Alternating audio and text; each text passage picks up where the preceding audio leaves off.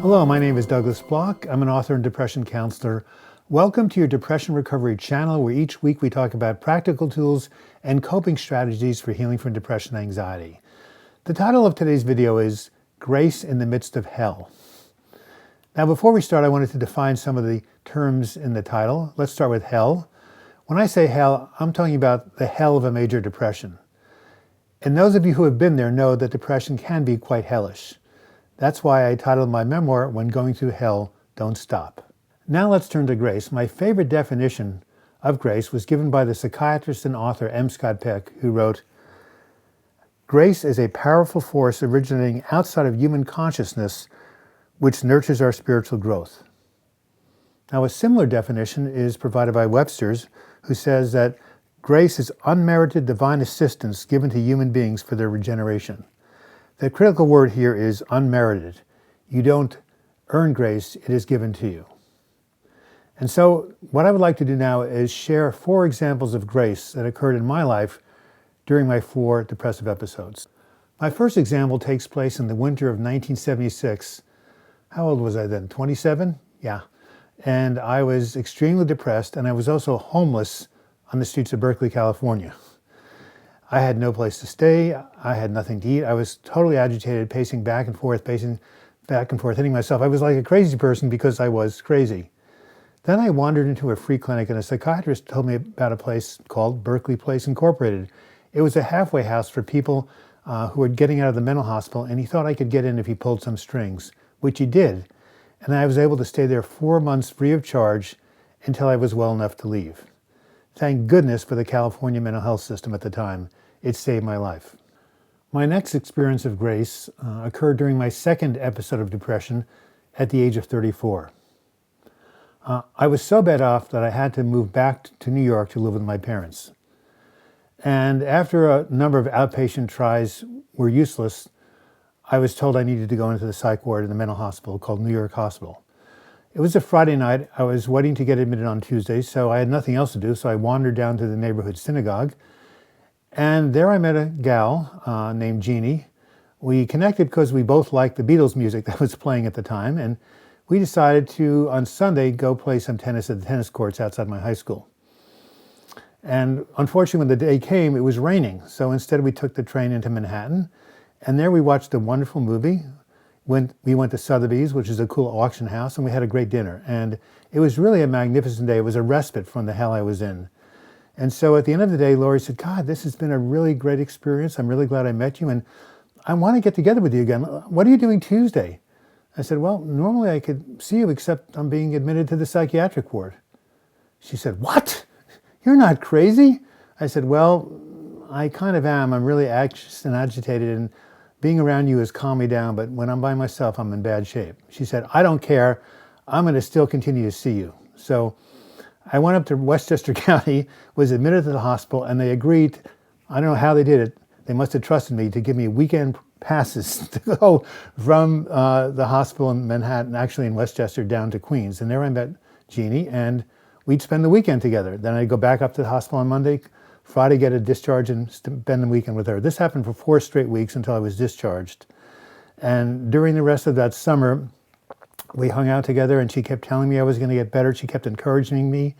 Maybe it was because she was a social worker that she wasn't put off by my emotional disability, since she was in the helping professions, and she certainly helped me. At the end of that summer, I got accepted to social work school at PSU here in Portland, and that's how I got back to the East Coast, actually the West Coast, and that's how my depression resolved. But this little guardian angel for 4 months was by my side, helping me stay afloat until I was able to feel better enough to move back to Oregon. My third experience of grace took place when I was 47 and going through my 3rd depressive episode. Now, wait a minute. My 20s, my 30s, my 40s, every decade I'm having a breakdown. What's going on here? Anyway, this grace occurred through unexpected prayer support I got from a local church I was attending. One day, out of the blue, I got a call from the minister. Actually, it was the pastoral counselor, who said, "Mary and I are worried about you. I think what we need to do is set up a prayer meeting for you. I'll be there, the minister will be there. Why don't you bring your friends, your social worker, if possible, your psychiatrist. Let's get together and see if we can do as a whole what we can't do by ourselves." 2 weeks later, I showed up. There were exactly 12 people present. I thought that was auspicious. And they asked me to write a vision statement of wellness, which I now do with all of my clients. This was picturing what my life would be like if I were healed and free of depression and anxiety. After I wrote this down and handed it to everybody, they affirmed that I already was whole and well, and it would just take time for this to manifest. And they agreed to hold a vision statement and every day at 9 in the morning, read it and see me as whole and well, and do this for 30 days. I left the meeting, figured I had nothing to lose. Within 72 hours, I started to feel better. Within 90 days, my symptoms were totally resolved. I have no other explanation for this healing. It wasn't drugs. I wasn't even on drugs at the time. It had to be this spiritual intervention that healed me. My last experience of grace occurred during my 4th episode of depression, which I experienced at the age of 66. Now, wait a minute. 20s, 30s, 40s, 60s. What happened when I was in my 50s? I dodged a bullet. I lucked out. No depressive episodes then. Anyway, when I was 66 in 2015, I got struck down again, and it got worse and worse and worse until January of 2016. I was so bad off, my partner Joan drove me to the hospital here at St. Vincent's. Now, then, an unexpected instance of grace occurred. The admitting psychiatrist just happened to know the ECT psychiatrist up at OHSU, Oregon Health Sciences University. Now, I had gone for an ECT consultation when I was outpatient in November. By the way, ECT stands for electroconvulsive therapy. I did a couple of videos on it. But outpatient was too complicated. I couldn't get myself there and back to the hospital. It was just hopeless. But what this doctor did was he arranged with the doctor up at OHSU to have me do ECT while I was inpatient.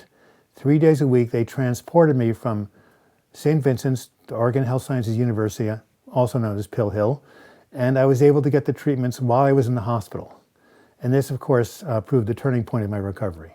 Now, as I look back at these 4 experiences of grace, which spanned over a 40-year period, I ask myself, did I request these specific interventions? The answer is no. Did I try to make them happen? The answer is no. They just sort of came out of the blue. They were an unexpected gift. And this has not just happened with me. Many of my clients who have gotten well have had similar things happen. Now, I said it was a gift and it was unexpected, but there is one factor I think that may have influenced our receiving of grace, and that is our strong desire to get well, our setting the intention to heal, our wanting desperately to feel better. I think maybe in some ways that attracted some invisible support that wouldn't have come if we had not really asked for it. So I'd like to conclude by saying, if you find yourself in the hell of a major depression, if you are in a hell of a fix, call on grace. You don't have to get well alone. There is invisible support. There is assistance. It occurred in my life, and it can occur in your life. Just set the intention to heal, call on Spirit, and help will come. Be open, be receptive, and it will come when you least expect it. This has been Douglas Bloch. Thank you for watching this video. I hope you learned something from it. If you want to give me some feedback, you can do so in the comments section or email me, douglasbloch@gmail.com. If you want to learn more about my work, you can look at the closing credits. If you click on the photo in the upper left-hand corner, you'll be taken to the subscribe page for this channel. If you click on the book right below it, you'll be taken to my website, healingfromdepression.com. And if you click on the videos on the right side of the screen, you'll be taken to those videos so you can watch them. And until we meet again, I wish you the best in your mental health recovery. Thank you.